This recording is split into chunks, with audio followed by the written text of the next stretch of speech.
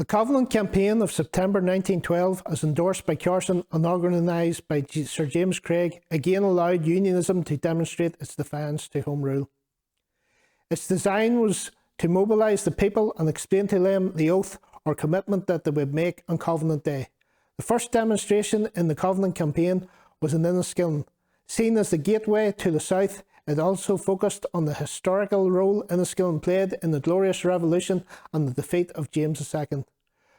Whether it could be argued that the foundation stones of the Ulster Volunteer Force were on view that day or were already in existence is a question for the historians. The one thing for certain is Carson was escorted by a mounted yeomanry, Enniskillen horse, established by William Copeland Tribble, from the train station to Pretoria Hill, where he spoke at the main demonstration, with an estimated 30 to 40,000 people in attendance. The Covenant Campaign saw 11 main demonstrations in 10 days, from Enniskillen on the 18th of September to Lisburn, Londonderry, Coleraine, Ballymena, Dromore, Portadown, Dunmurry, Ballyronan, Rathryland and Newtownards on the 26th of September. The campaign culminated with the Ulster Hall rally on Friday the 27th of September. A notable feature of the rally in the Ulster Hall was the unfurling of the Boyne Standard, said to have been carried in front of William of Orange at the Battle of the Boyne. Sir Edward Carson spoke at 6 of the mass demonstrations. Supported by Frederick Edwin Smith, Lord Birkenhead, he spoke at 5. Frederick Edward Smith was MP for Liverpool and Walton and a rising star within the Conservative Party.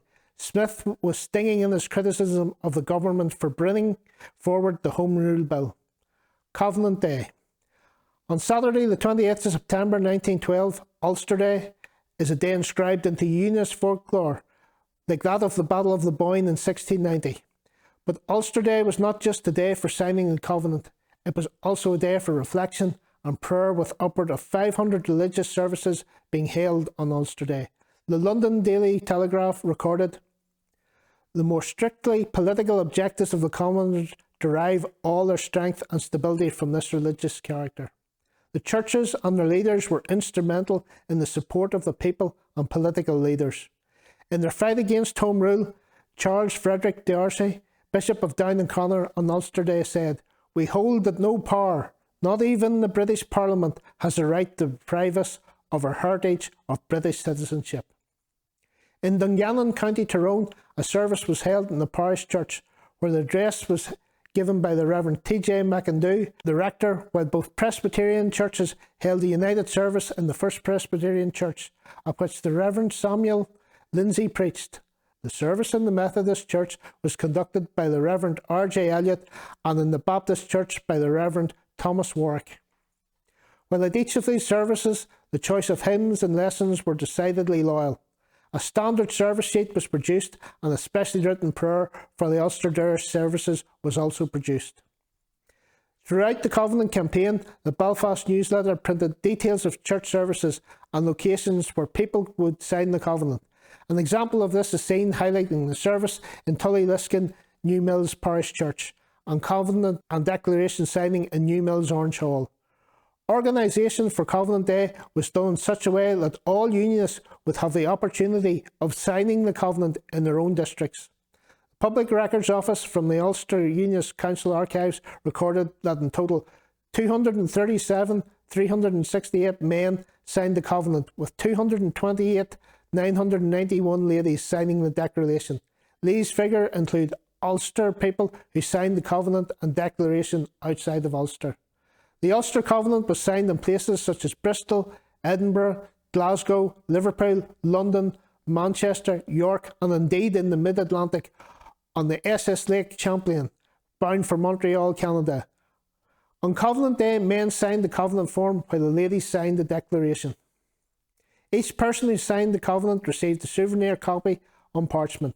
Many of these parchments still exist and are of great pride and joy to many families who retain them as a family heirloom.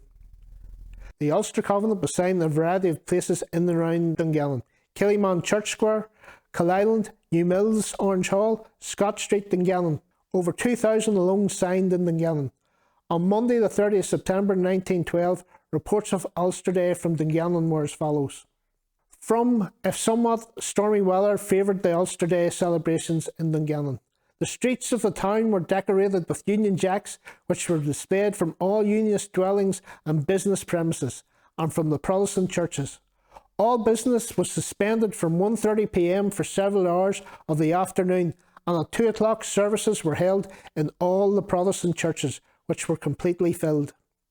In the parish church, a suitable address was delivered by the Reverend T.J. McIndoe, M.A. Rector, while the Presbyterian congregations held a united service in the First Presbyterian Church, at which the Reverend Samuel Lindsay, B.A. spoke in thoughtful terms. The service in the Methodist Church was conducted by Reverend R.J. Elliott, B.A., and that in the Baptist Church by the Reverend Thomas Warwick, pastor. The services concluded at the same time, and the congregations proceeded to 4 different centres to sign the covenant. Lord and Lady Ranfurly and Agnes Daniel were amongst the first to do so, but Lord Northam was prevented from being present by an attack of influenza, which confined him to his bed in London. Mr. D.D. Reid, barrister at law, Unionist candidate for East Tyrone, was also unable to attend through illness, but Mrs. Reid journeyed to Dungannon and appended her signature to the Women's Declaration. Although 26 tables were requisitioned and an expert staff of officials were busily engaged until a late hour, when it was computed that over 2,000 persons had signed, including some who had never previously shown any interest in political matters. The following message was sent to Lord Carson during Covenant Day. Thousands of your Dungannon followers desire to express their confidence and thanks to their leader and wish him Godspeed. Ranfurly. While events in and around Dungannon seemingly passed off quietly, reports were as follows on a serious disorder in the Moy on Covenant night. The headlines read, "Rioting in County Tyrone, serious party conflict at Moy, revolvers used, bayonet charged by police." A serious party conflict took place at Moy, County Tyrone on the night of the 28th of September 1912. It appears, says our Dungannon correspondent, that a Protestant drumming party, accompanied by a considerable crowd from the country, paraded through the town, presumably in honour of Ulster Day. An opposition crowd gathered at McNeese's Corner in the square and booed, with the result that the general encounter took place. Stones and bottles were thrown and a fusillade of revolver shots were fired. The local police force, consisting of 5 men under the command of Sergeant Hillard, endeavoured to separate the combatants and were assisted by the clergy of all denominations, but their efforts met with little success. The conflict raged fiercely, and the night being very dark, numbers on both sides must have been injured. Sergeant Hillard was struck on the head by a large stone, which smashed the peak of his cap and inflicted a nasty wound above his right eyebrow. The force of the blow knocked him down, and he was compelled to retire to the barracks for medical treatment. Almost at the same moment, Constable McHugh was hit in the face by a stone which split his upper lip, and a few moments later he was struck on the back of the head by a large missile, which rendered him unconscious.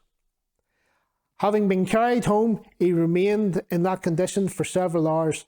At this stage, Nationalists were induced to retire, but the disturbance still continued, and 4 remaining policemen, being unable to cope with the disorder or to obtain reinforcements, retired to the barracks, and having obtained weapons, made a bayonet charge into the crowd. The latter was driven right along the square into Killyman Street, when a desultory fire of missiles and revolver shots was kept up until 10 o'clock, when the crowd at last dispersed. Dr. Wright attended to the policeman's injuries and inserted several stitches into Constable McHugh's lip. Residents in the village state that a more determined conflict never occurred in the town. Owing to their small numbers, the police were unable to effect any arrests, but it is believed that the number of the rioters can be identified. District Inspector Barrington, Dungannon, visited Moy yesterday and made a lengthened investigation into the matter.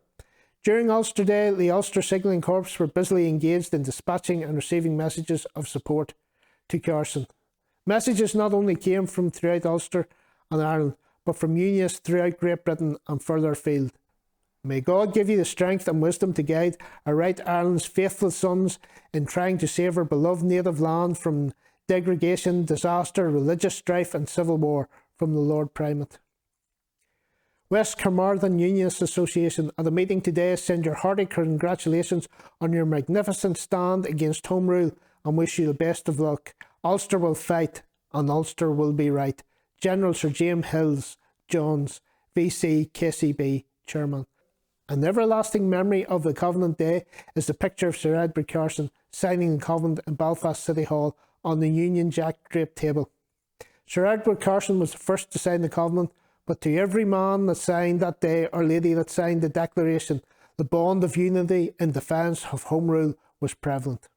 After delivering a speech from the Ulster Club on the corner of Castle Street in Belfast to tens of thousands, Carson took the campaign to England and left on the SS Patriotic to Liverpool. From the upper deck of the SS Patriotic, he concluded with the cry of "Keep the old flag flying and no surrender." From 7:30 a.m, citizens of Liverpool gathered to welcome Edward Carson. The crowd this embarkation was estimated 150,000 strong. The numbers that were in Merseyside that morning showed that the plight of unionism was in the minds of many, and not just the unionist people of Ireland, but in the minds of the unionists of Great Britain and the British Empire. Despite the success of Ulster Day and the mobilisation of hundreds of thousands to sign the Covenant and Declaration, the simple arithmetic of wishing to remain in government led the Liberals to continue with Home Rule Bill and its passage through Parliament. The Ulster Covenant campaign on Ulster Day did, however, bind Carson and his followers together. Both parties believed in each other. Carson's followers believed that he was the leader who would defeat Home Rule, and Carson believed that his followers would stand firm. Carson's belief in the Loyalists of Ireland was reinforced during the Covenant campaign, and this is seen in the message he sent to the Dublin Daily Express on the 23rd of September 1912. Returning to England tonight, more convinced than ever that the Loyalists in Ireland will brave all consequences and follow where led, Ulster has but to stand firm and we shall win. The first phase of the Unionist defence was over, and they saw the flagrant violation of the spirit of the Constitution by the Liberal government as justification to move past the speaking of fine words to a time where actions would mean more than words.